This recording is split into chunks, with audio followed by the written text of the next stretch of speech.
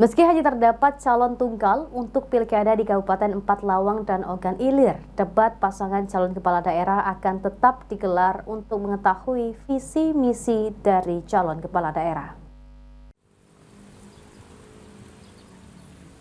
Sumatera Selatan terdapat dua kabupaten yaitu Empat Lawang dan Ogan Ilir yang hanya diikuti oleh paslon tunggal untuk pemilihan bupati dan wakil bupati pada tanggal 27 November mendatang.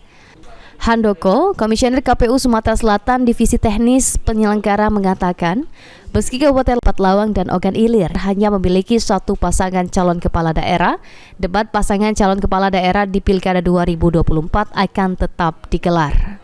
Nantinya setiap panelis akan mengajukan pertanyaan kepada calon kepala daerah untuk mengetahui visi, misi, dan program yang akan dijalankan untuk membangun daerah sesuai isu terkini.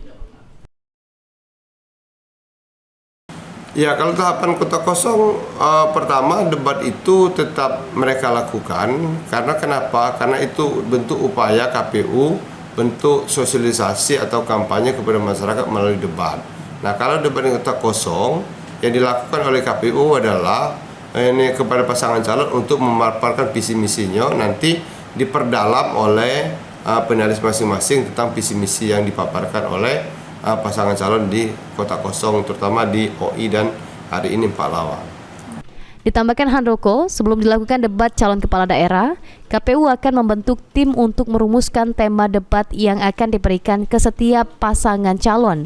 Di antaranya tema nasionalisme, peningkatan kesehatan masyarakat, memajukan daerah, dan peningkatan pelayanan kepada masyarakat. Eki Saputra, PAL TV.